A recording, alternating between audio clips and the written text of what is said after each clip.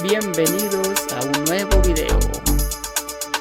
Hoy les comparto estas bonitas vistas aéreas tomadas con la aeronave del municipio de Viajes, Zacatecas, para que vean cómo se encuentra geográficamente ubicado este territorio villagarciense del estado zacatecano. Ojalá y les guste este bonito recorrido con la aeronave. No olviden seguir el canal de entrada por salida. Vámonos recio, amigos.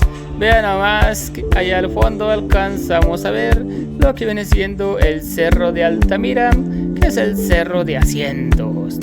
Una maravilla conocer este bonito lugar, gente. Villa García, Zacatecas. Al fondo lo alcanzamos a apreciar. Vean nomás lo inmenso que es este municipio. Vámonos recio porque se hace tarde.